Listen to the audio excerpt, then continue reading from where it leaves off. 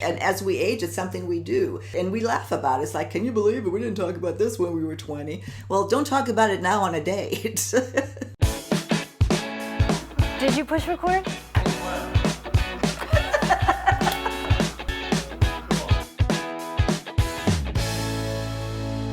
And we're back. Thanks for tuning into Second Act TV. Robert Manni is back with another segment talking about love and relationships after 50, in particular, dating, online dating, and what to do and not to do on those pesky first dates. Robert, thanks so much for joining us again. My pleasure, Silk. I always love being with you here. Well, I love having you on. We will link to our past segments. If you happen not to have seen Robert before, he is the host of Guys Guy Radio on KCAA here, right here in Los Angeles, as well as the author of the Guys Guide to Love, and we'll link to all that as well. But let's get to our topic, Robert, and that is we're on that first date. You know, and it might have been a lot of effort. It does. Online dating takes a lot of effort. So now you're on that date. What are some mistakes that you just want to avoid? And you may, if you've never really online dated or haven't dated much, you might not be thinking about how these types of conversations can absolutely ruin the first date.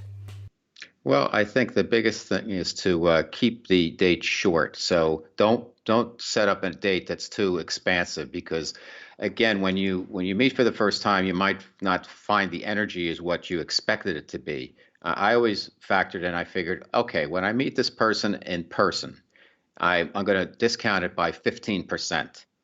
And in most cases, that was pretty accurate. And in a couple of cases, I was way off because the person was way better looking or way cooler than I expected. And that's always nice when your expectations are exceeded. What do you, in terms of topics of conversation, lots of mistakes made there. What do you stay away from that could absolutely ruin it unnecessarily so? Okay. Well, obviously, you want to know a little bit about their past, but you don't want to go down the rabbit hole, because sometimes, you'll trigger something and a partner, your date in this case, might start talking about their ex, and it'll be on and on and on, and you don't want to pile on, and you don't want to hear it after a while. So I would keep it light when it comes to their ex. Family is one thing. If they have kids, you want to hear about them. How old are they? They go into school. What do they like to do? What are their names? That type of stuff. With the exes, I think you want to find out at a certain point, maybe before the date, if they've been married before, if they've been married more than once, if they've been married more than twice, and then, are they married? Are they separated? That's a good point. You can find that out before you're actually on the date. So you don't have that conversation. Right. Yeah, hopefully. I mean, for some guys, they might not tell the truth, and I guess some women also. And then you have to determine, okay, is this person separated? Are they going to get separated, or they're just like playing a little bit because they're bored? Yeah. And you don't want your time wasted either. So at least find out what's their status. You don't need to hear the whole history, but if it was something like the guy used to beat them up or something like that, and she starts talking about that, then you have to say, okay, I have somebody who's gone through some type of trauma, and you have to be sensitized to that and understand that. And you can either handle that as a man or not. It's no judgment, but you have to be man enough to be able to handle whatever, maybe the woman she's a cancer survivor, or, you never know with people. And when you're over 50, something has happened to everybody. Right. Do you think that's appropriate for a first date, though, when you're first meeting somebody? No, but I think sometimes you have to be prepared for if that stuff comes out. I don't say you ask. Yeah, I'm right. saying that or it tell. might come out. Or tell. Mm-hmm. Yeah, and so then you have to determine, okay, can I handle that? Do I want to handle that? And if you don't, you don't. That's up to you. Yeah, because I would say from the perspective of a woman, obviously, because since I'm a woman, you don't talk about your ex. You certainly don't talk about him in a negative way. So, those are the things that really turn somebody else off, and vice. It does happen all the time, and that's what I want to bring out in this segment. Don't let that happen. It unnecessarily can spoil, what might be a nice relationship if you don't bring that up. The other thing, especially being over 50, we have a tendency to talk about our ailments more. And so I want to ask you about that. Did that come up a lot for you? Sometimes it has with me. I mean, I certainly was very. I made sure I didn't talk about, oh, my arthritis is hurting me, and sometimes it does. The only thing I was asked once, somebody asked me one of the first days, what meds do you take? And she worked in the healthcare area, so I kind of understood, but I don't take any meds, so I thought that was an interesting question. But you know what? I get it. And if that's a screening, if that's a pre-qual question, okay, whatever. And if somebody really needs to know, that's their way of asking, how's your health? Maybe their ex-partner was very sick or something, and they don't want to go through with that again. I don't know. That's up to them. So I don't bring it up, and unless you see something that's obviously wrong with the other person, that they have some type of they're in pain or whatever, then I don't really ask. I'm going to assume the person's they're well enough to date, and that the truth is going to come out pretty quickly. Hmm. So maybe I'm being naive. I don't know, but I don't really ask people about their health on the first couple of dates. Yeah, and you don't necessarily even have to ask, again, from the perspective of the other person. Some people just they just can't help but bring that up. Hmm. As we age, it's something we do. Right. Even if you're with your friends, we tend to, and we laugh about it. It's like, can you believe it? We didn't talk about this when we were 20. Well, don't talk about it now on a date. On the Right. first date, obviously, that's all stuff that will, affect you later. It might come out when the person's dietary choices, they have to have, it has to be organic, or they're lactose intolerant, or, because they don't order something dairy.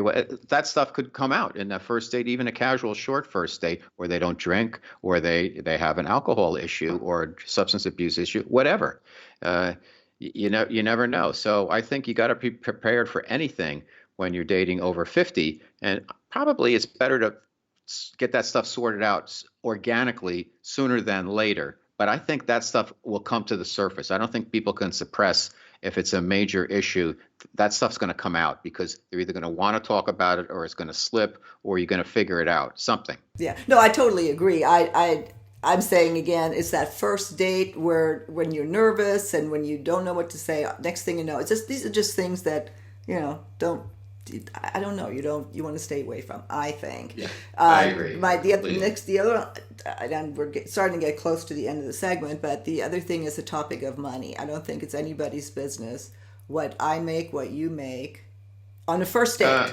Yeah, and I've had it come out by the person on the other side of the table talking about their money, or they dated this guy and he had X amount of money, and then what this type of vehicle or whatever, and that the importance of money obviously is important. It's fuel for how we live.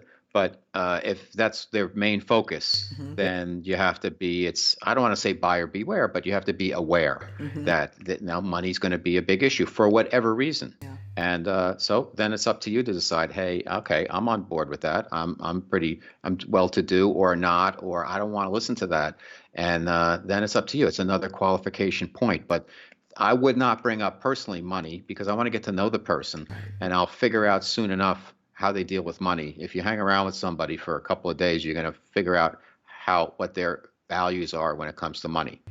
And I'll give you a quick example. Like, I was out when I was dating online a lot, out 3, 4, 5, 6 dates with somebody. I think, I don't know why I kept going, but they were short dates. Mm-hmm. But I always ended up paying. And finally, I said, how about you pick up this round or something like that? Yeah. And she was like, no way. And I'm like, why? She says, well, I don't do that. The guy pays. And I'm like, okay.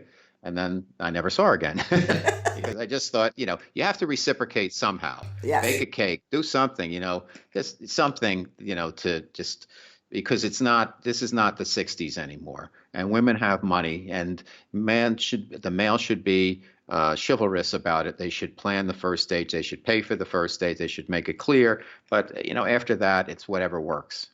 No, I agree. And we get a lot of comments on that, guys, complaining about women. It's all they want is a free meal. And, it's not all women. But yes, that Right. I know that goes on, and that, no, it's not right. And I think it's okay for a woman if she wants to make the first date or take the more, not aggressive move, but the first move. I think that's okay. Sometimes it turns the guy off, but I think it's okay for a woman to plan and pay Well, for a first date.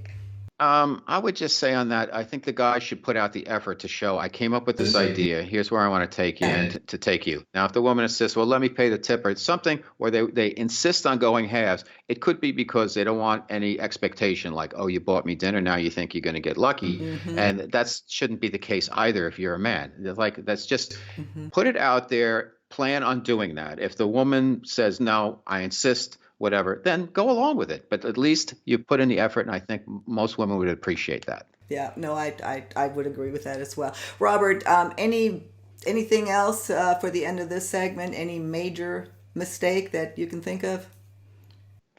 Just, try not to fall into the trap of trying to be somebody else than who you really are to impress somebody, because the real you will always come out. Yes, absolutely, it will. Robert, again, we'll link to all your information, to your radio show, to your book, and we'll see you soon again on Second Act TV. All right. Thank you, Silke. Thanks, everybody.